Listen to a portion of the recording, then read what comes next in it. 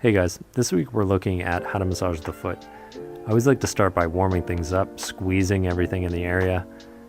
Now, I remember when I went to Thailand and I used to get reflexology massages, they always used to do these really invigorating motions, rolling and wiping the foot. And when I really thought about it, the foot has more sensory neurons per square centimeter than any other part of the body. So to wake up the nervous system, especially after we've been locking them up in leather coffins all day, feels so fantastic. After that, I'll go in and assess the joints and see how they're moving.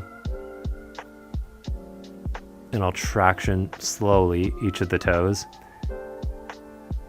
So I'm pulling up, and as I'm doing that, I'm feeling the proximal, the distal, and then with my bottom hand, I'm creating a little more traction for some fascial pull. The foot actually has a quarter of all the bones in your body, so mobilizing and moving all the joints is something that's really important. This one looks a little bit silly, but I love it, is to translate the toe from side to side. So I'll squeeze at the proximal part of the toe to create stabilization, and then translate from side to side.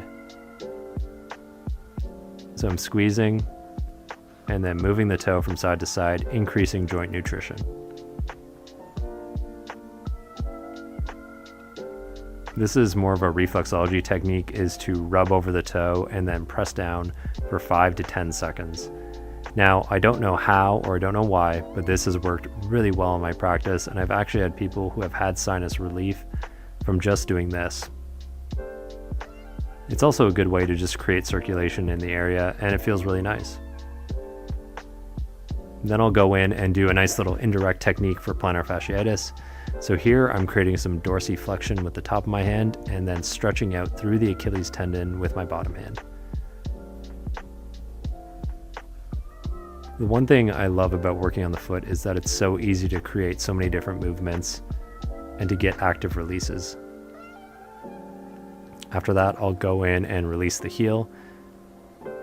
So I'm taking 2 knuckles and I'm just stretching out all along the heel, and I'm pulling the foot to the other side. And I'll do this on both sides. Then I'll go in and I'll work the lateral side of the foot. And once again, I'm pulling the foot to the other side and stretching out all of the tissue. And I'll repeat it on both sides. This is a really nice one, and something that's often overlooked is to take the toes, pull them back, and then along the metatarsal heads, you're creating a nice circulation. So I'm pulling them back, and as I'm doing that with 2 knuckles, I'm just stretching out everything underneath the toes. This one is another indirect technique for plantar fasciitis, and it's called strain counter strain. So I'm pressing down into the sole of the foot, and as I do that, I'm positioning the foot in the position of ease. So I'm folding everything around my hand. Then you can go in and take the toes, slowly stretch them, and pull through all of the tissue. I like to use 2 knuckles, and I'll start at the midline, and as I slowly pull the toes up and stretch them, I'm stretching down the entirety of the foot. I'll then move to the lateral side and eventually get to the medial side as well. Here's one that's really important and often not talked about, is the tibialis posterior tendon. Anyone with sciatic pain, low back pain, this could actually be the cause. So what I'm doing here is I'm pressing down on the tendon, and I'm waiting for about 30 or 90 seconds for it to relax. The tibial nerve actually runs along the sciatic nerve, and it runs into L4 and L5.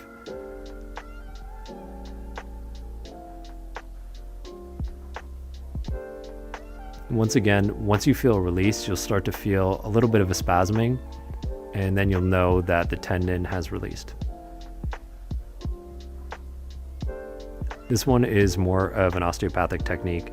So I'll interlace my fingers just at the talus, and then my thumbs are on the pads of the foot, and I'm bending my elbows and I'm pulling back. And this creates a nice traction. For anyone who wears high heels, this feels fantastic.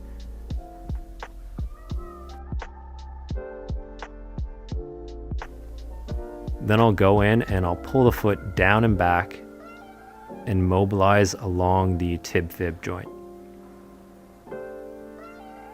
This one is nice for anyone with knee pain, and it creates a lot of movement in the talus to alleviate anyone who wears high heels a lot.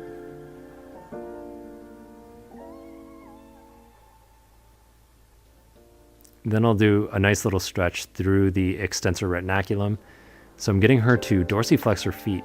And then as she does that, I'm taking my fingertips and I'm just stretching out all of the tissue and getting her to slowly bring her foot down as I stretch up through the ankle into the lower leg.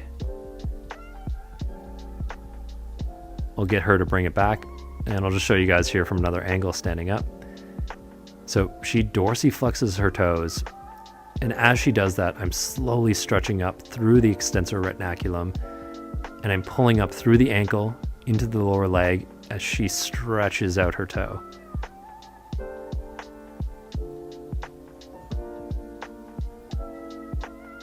And finally, this is a really nice technique, is to go in between each tendon with your fingertip and to break up all the adhesions between the tendons. This side of the foot oftentimes doesn't get enough love, and this is a technique that helps to open up everything in the area. And once again, you're hydrating the tissue, breaking up adhesions, and creating more ease of movement. Before I leave you guys today, I actually have a pretty interesting fact that apparently a human being walks around 115,000 kilometers during their lifetime. And that's actually the equivalent of walking around the earth 4 times, which I think is pretty crazy.